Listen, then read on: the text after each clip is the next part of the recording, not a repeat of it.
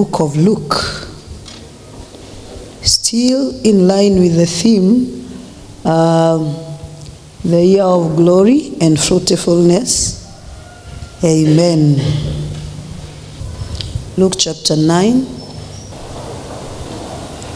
verses 56.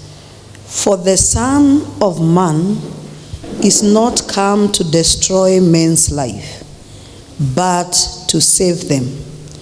And they went to another village. And it came to pass that as they went in the way, a certain man said unto him, Lord, I will follow thee wheresoever you goest. And Jesus said unto him, Foxes have holes, and birds of the air have nets, but the Son of Man has nowhere to lay his head. And he said unto another, Follow me. But he said, Lord, suffer me first to go and bury my father. Jesus said unto him, Let the dead bury their dead, but go thou and preach the kingdom of God. And another also said, Lord, I will follow thee, but let me first go bid them farewell, which are at home at my house. And Jesus said unto him, No man, having put his hand to the plow and looking back, is fit for the kingdom of God. Precious and loving Father, in Jesus' name, I thank you for your word this morning, because your word is life. And I just want to pray for the grace to minister this word with a lot of love and grace, that my Father, it will accomplish that which you have sent it for to your people this morning. And may you receive glory and honor in Jesus' name. This morning, I want to share with us about following. Amen. Following. And as I have always said, breakthroughs in God are hidden in his principles. And this is one topic, following, and is very key. And you remember Jesus Christ, the captain of our salvation, he asked men to follow him right from the beginning. And you remember that night he spent the whole night in prayer before he asked specific men to follow him. And he only used those two words, follow me. You know, for the disciples, I know we know that in the sea, I mean, when they were fishing, and he went them, and after they had had a mighty catch, he told them, follow me. Then he said, I will make you. Amen. And when these people followed Jesus, there was fruitfulness. I believe this is what he was telling them. Because remember the words of Peter. We've been trying to fish the whole night, but we have not caught anything. Now, what did he say? Launch your net into the deep. Praise the name of the Lord. And then there was a mighty catch, and the Bible says, and the nets were almost breaking because of the size of, the amount of fishes that they had caught. So I believe the Lord was telling them, there is no way you can follow me. There is no way you can follow my instruction and live a fruitless life. But when you follow me, and follow my instruction, this is what your life will look like. Fruits that are abounding. Many fruits. And I want to say something else, a statement, and say, it is only dead men that can follow. Dead men follow. But men who are alive, they can't follow.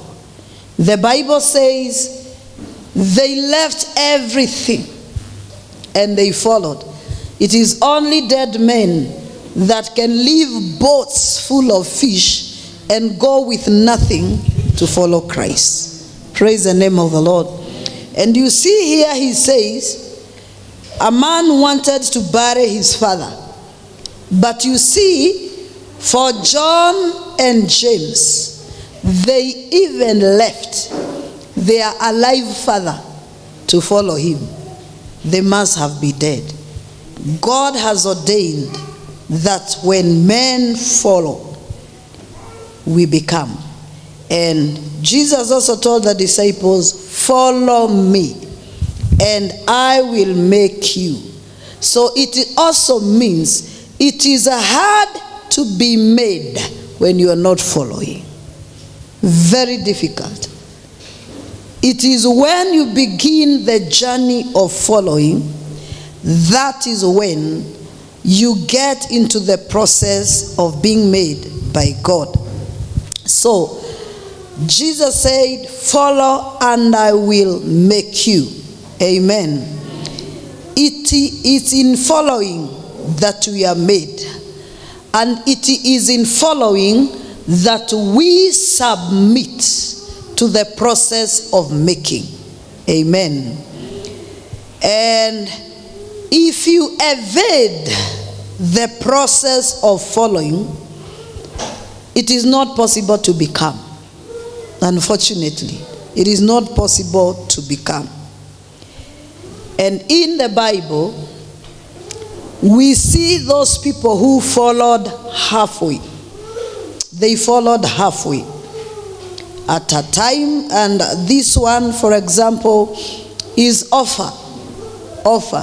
When he was following, she was following Naomi, a time came after a small challenge of just being told to go back, she went back. But you see Elisha, even when he was told by Elijah, stay here and don't follow me, what did she say? He said, as the Lord liveth, I will not stop following you. Then you will discover the sons of prophets were following Elijah from far. Amen. They were following Elijah from far.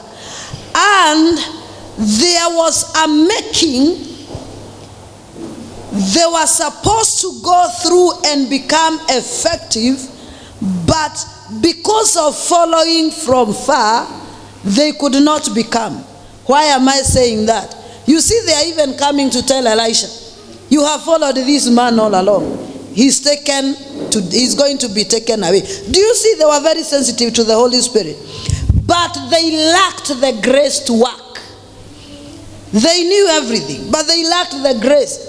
That is to mean, kuna ukomavu fulani of their spiritual stature that had not become because of following from far. Are you getting this? Praise the name of the Lord.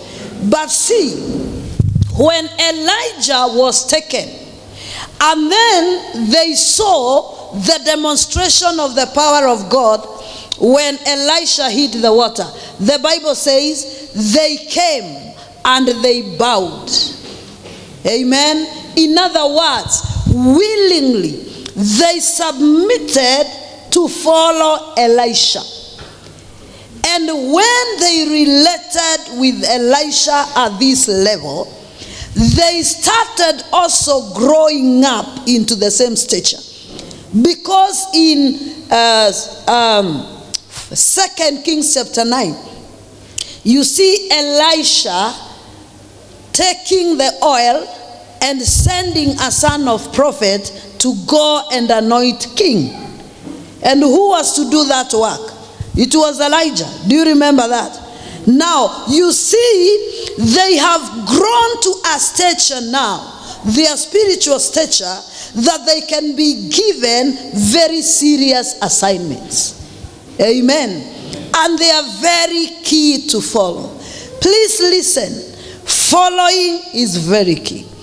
And if you follow from far, there is a stature, spiritual stature, you may never attain to.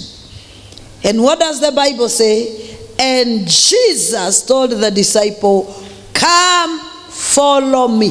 And the Bible says their first responsibility was to be with Jesus. Amen. To be with him so that they may be able to become. So there are those who never became because they followed halfway. They followed halfway. It is in following Moses that Joshua became the leader for the next generation. It is in following Naomi that Ruth became to bring forth a seed that was from the lineage of Jesus Christ.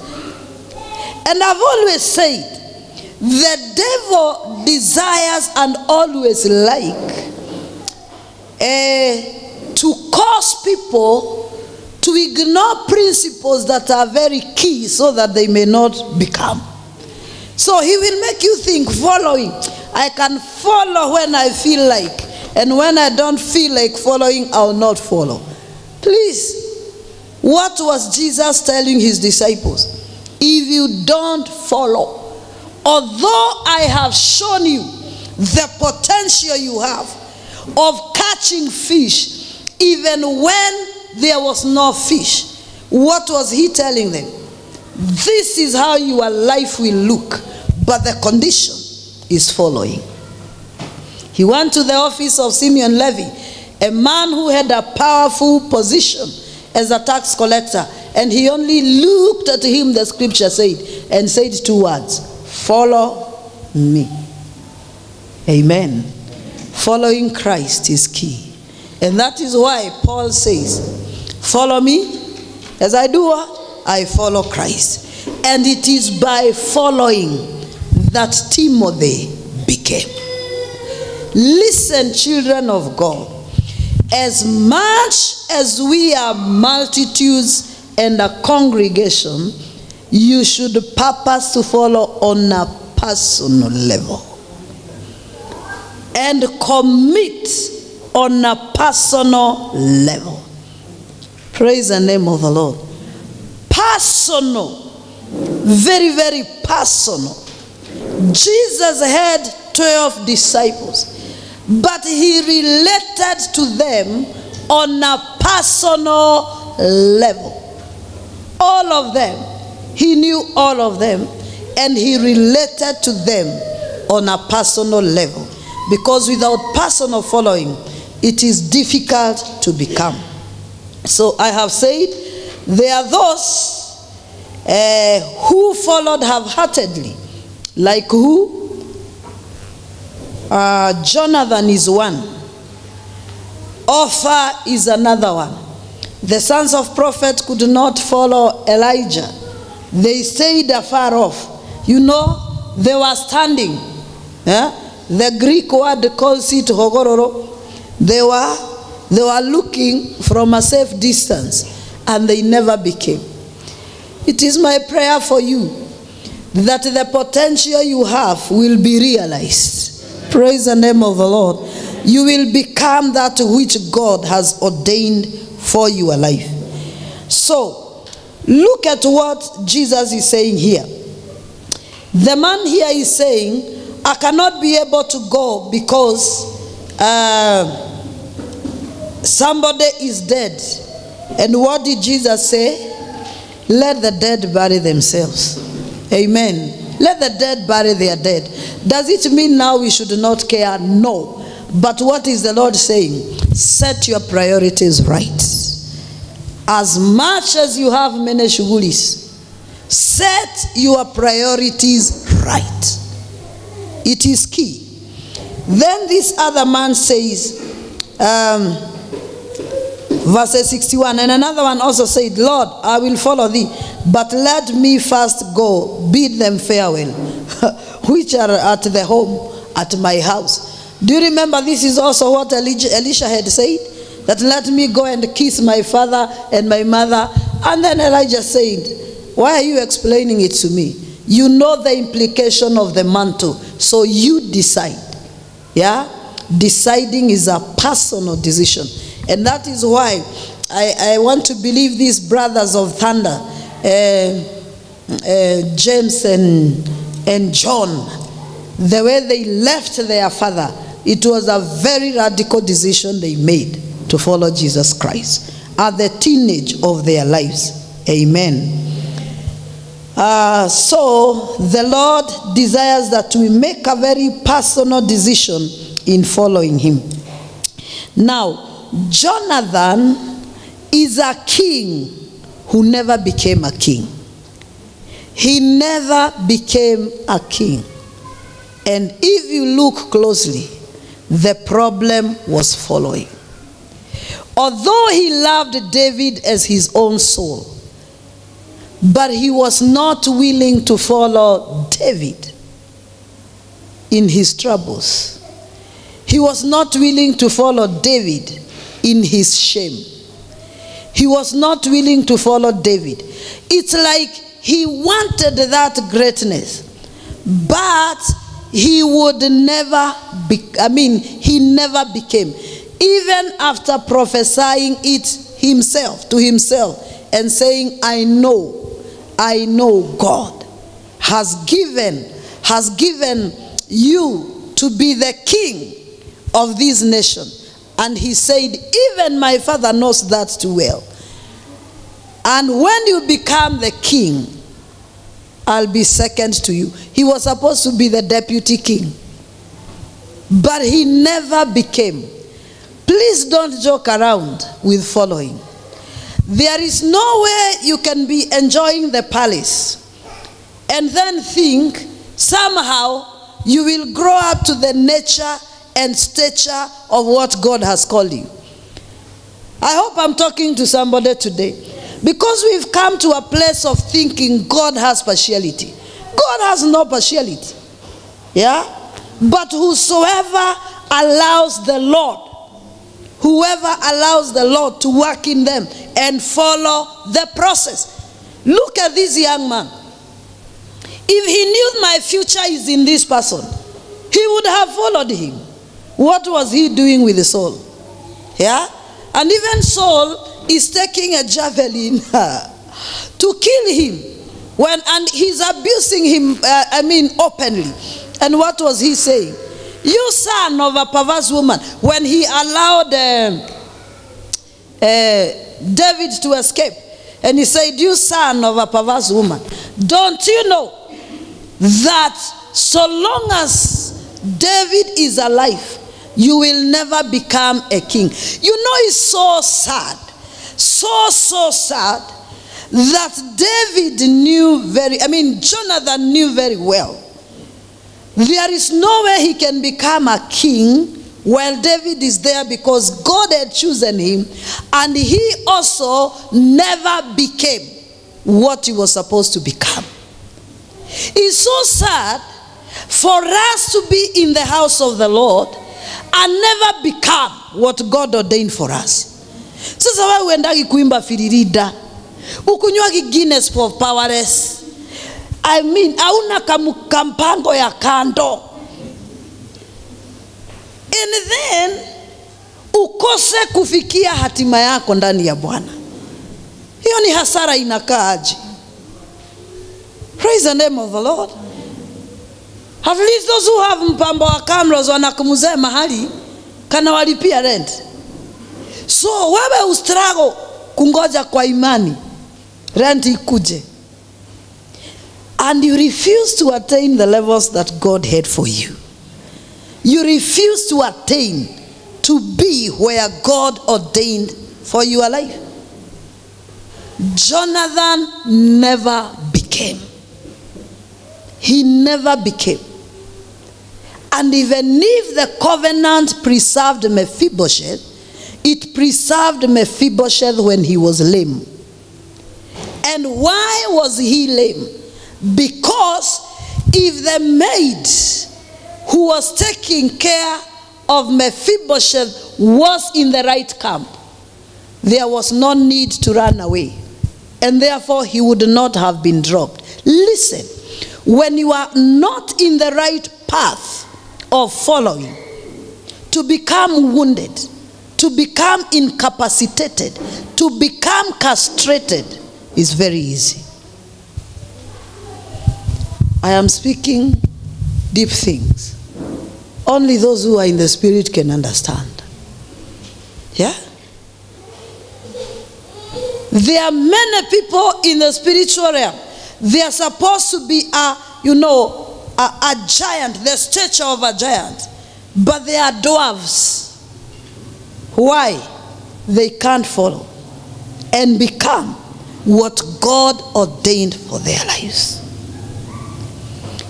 When you are supposed to be a prophetic intercessor with national assignment, you are still releasing bread. Nafunguisha mkate wangu wa kila siku. Because that is the level. When God is saying, ask of me the nation. Please, I pray somebody will understand.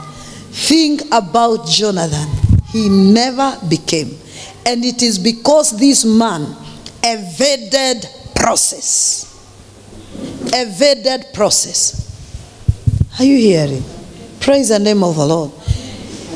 He leaves the palace to go and strengthen Jonathan. To go and strengthen Jonathan. And when he goes to strengthen David, the Bible says they hug, they cry, they weep. But then what happens? He goes back to the palace to eat sausage and those chicken that are going around. Yeah? So there is a comfort.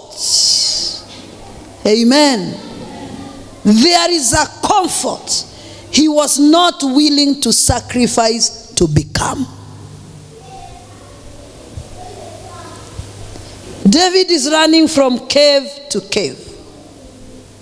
Amen. Running from cave to cave.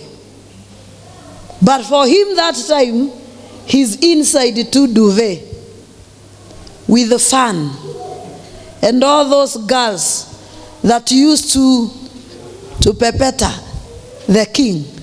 And then you think that pampering can make you a king? Can make you become? It is not possible. The only thing that happened is that a very nice song was sung in his day of burial. That, Jonathan, my brother, your love for me was stronger than what? The love of women. Listen, even if you love your pastor so much and you feel like licking her every day, if you evade process, I have no anointing and gifts. It is God who is the giver of gifts. He loved David. But even after loving David as his own soul, when he evaded process, he never became. David only sang a nice song. Please listen. Submit to the purposes of God. Submit to the processes and the principles of God. Connect to God on an individual level. Submit to his processes. Amen. A king who never became. Yet he had given all. Do you see there is also the place of giving? Because you can't bribe God with your giving. You can't say, now I'll give 10,000 to compensate for 7 days of fasting. He removed his clothes and gave it to David. He took his armor, gave it to David. That had its place. But also following David to the cave had its place. Following is key. Then this other man, his name is Joab. He also never became. Joab, the commander, who never became. I always feel very sad because in 1 Chronicles chapter 29, when this mighty men of David and the army of David had become a strong army, the one person who should have been there is Joab, but he was missing. He was not there. In fact, he had joined a rebel group of Adonijah. He was not there. And you can see even when David is dying, he tells Solomon, you are a wise man. Know how to kill this man. And why was judgment so heavy on him? Because whosoever more is entrusted, more is required of him. So he said, this man should not die a normal death. Why? He troubled and he could not follow principle. And this is a man who helped David so much. This man, the potential he had. The potential he had. He knew the heart of David. He knew the heart of David. 2 Samuel chapter 14 and verses 1. I want to say something here. 2 Samuel chapter 14 and verses 1. So Joab the son of Zeruiah perceived that the king's heart was concerned about Absalom. And Joab sent to Tekoa and brought from there a wise woman and said to her, please pretend to be a mourner and put on mourning apparel. Do not anoint yourself with oil, but act like a woman who has been mourning for a long time for the dead. Go to the king and speak to him in this manner. So Joab put the words in her mouth. And when the woman of Tekoa spoke to the king, she fell on her face to the ground and prostrated herself and said, help, O king. Then the king said to her, what troubles you? And she answered, indeed, I'm a widow. My husband is dead. Now your maidservant had 2 sons, and the 2 fought with each other in the field, and there was no one to part them. But the one struck the other and killed him. And now the whole family has risen up against your maidservant. And they said, deliver him who struck his brother, that we may execute him for the life of his brother whom he killed. And we will destroy the hair also.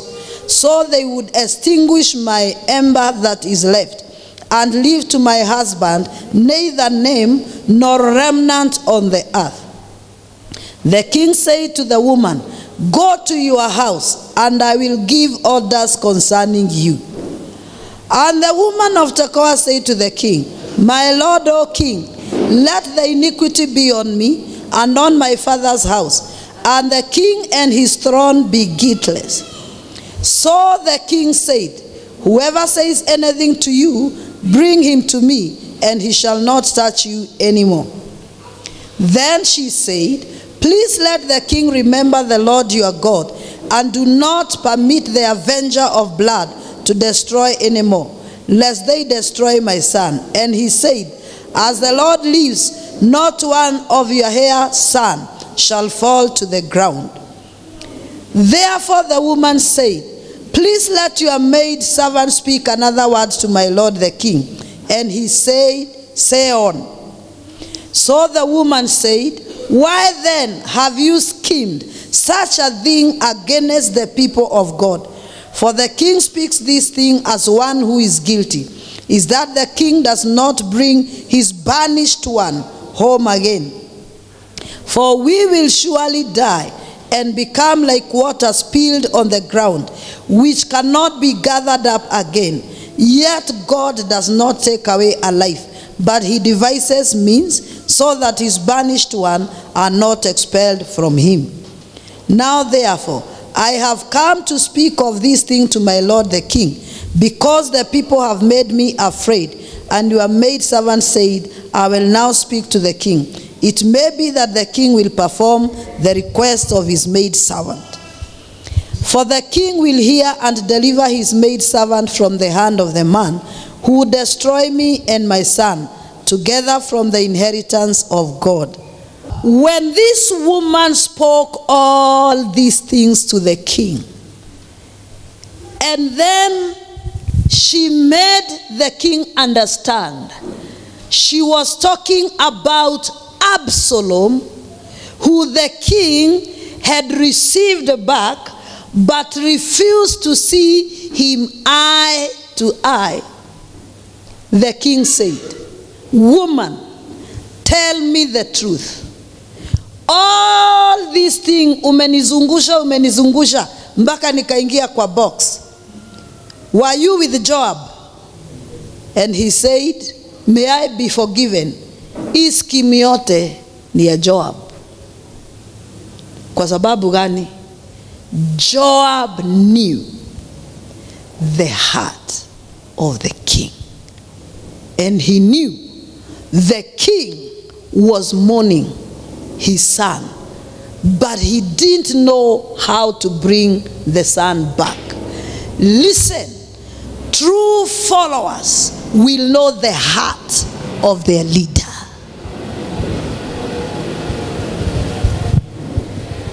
And what did Jesus say? I no longer call you servants, but I call you friends. Because you are no longer my servants, but you are my friends. The disciples followed Jesus because they knew his heart. Amen.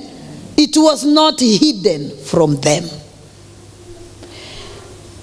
The son who was lost in the house, one of the reasons why he was lost in the house is because he did not connect with the heart of the father. He didn't. When the father is waiting for the prodigal son to come home, he is digging in the garden. Why is he digging, and there are servants that can be doing that? Well, his heart is supposed to be following the father. And the heart of the father was yearning for this young man.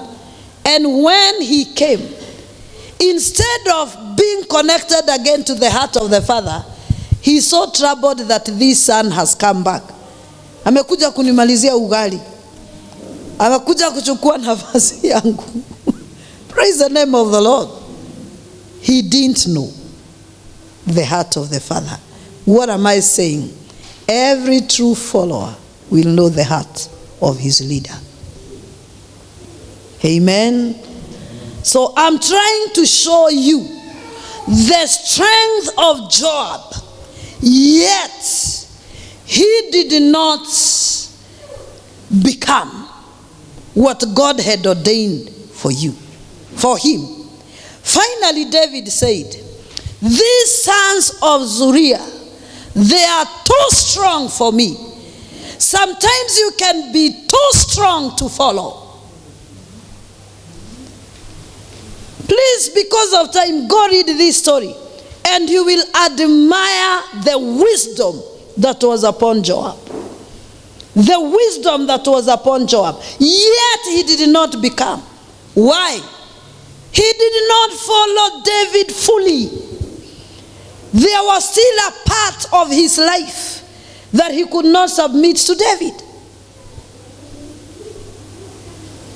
There was a part of his life. And sometimes you can be too strong to follow, too strong to submit to process, and then you never become. This is the same man.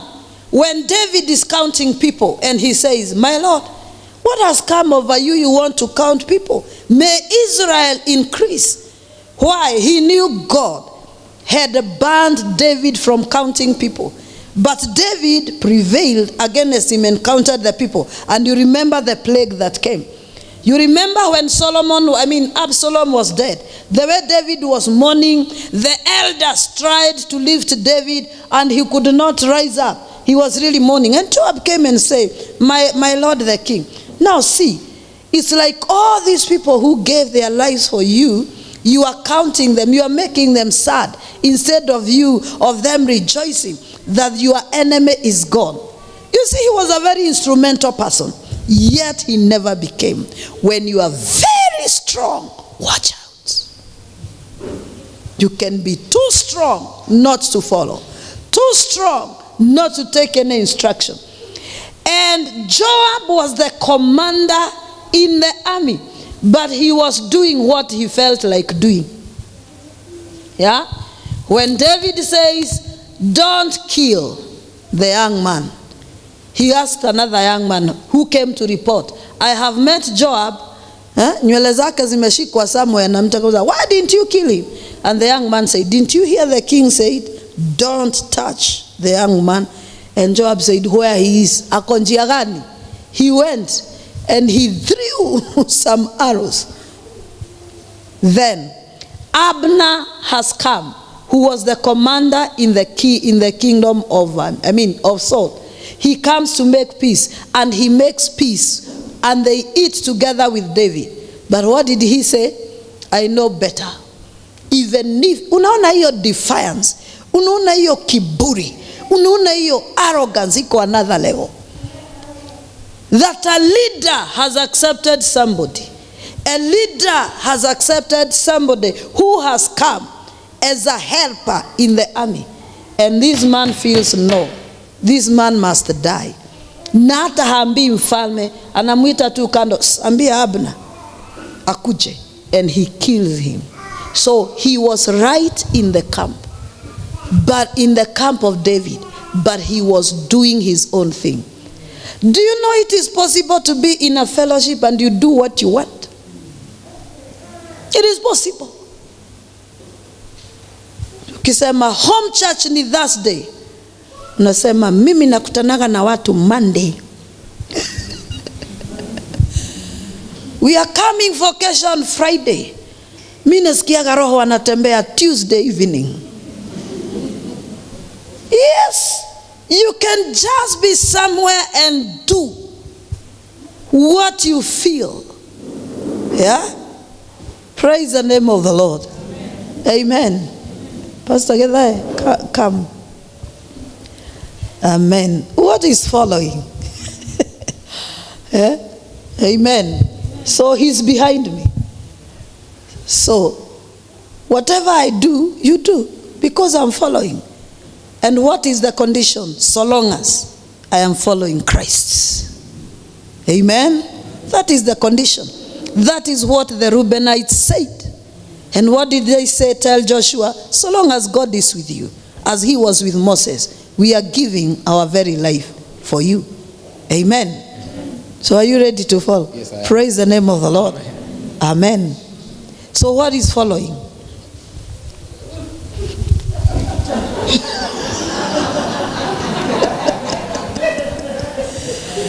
And in the process, somebody becomes. Now I want you to do a different thing.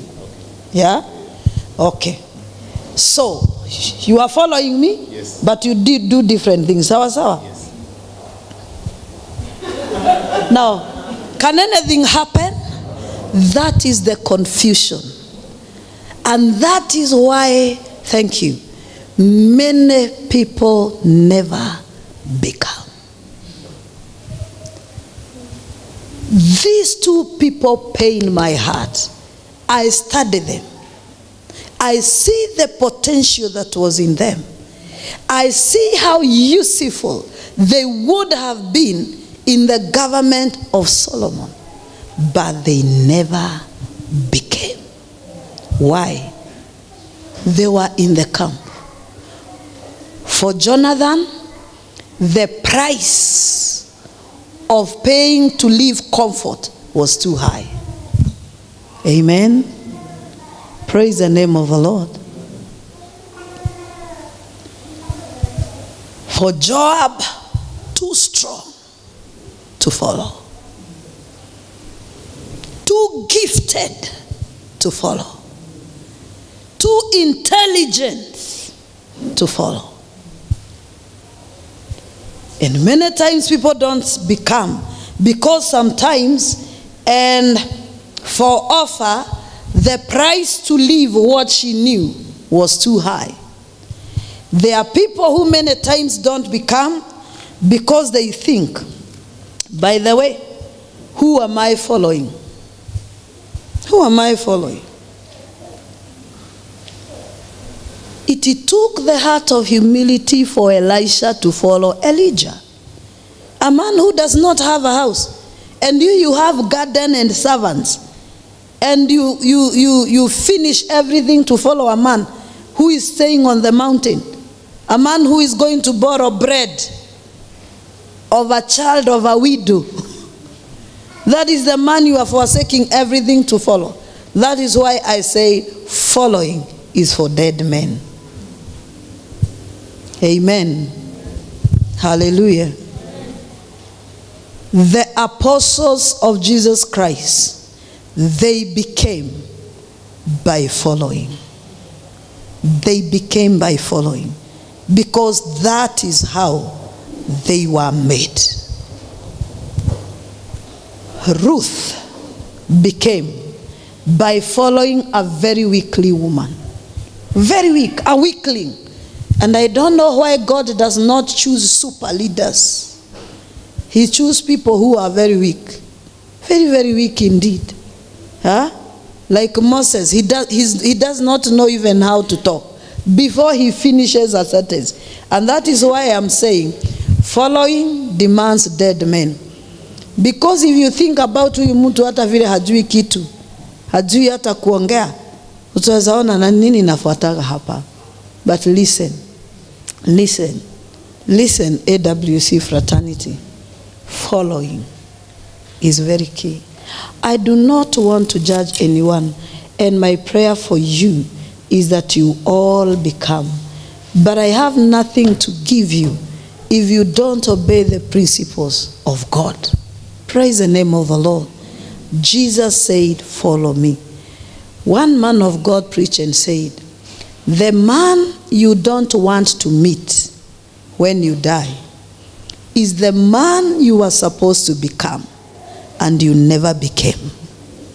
Yeah, that is the man you have never become and you were supposed to become. A man of God was saying he saw a vision. Two people walking by the road. One was Jesus and the other one were walking. And as they were walking, this man was admiring this man who was walking with Jesus and had become so glorious. And the Lord said to this man, stop admiring that man you are seeing I'm walking with. You are supposed to be that man, but you have refused the process of becoming. You see that glorious man you are admiring?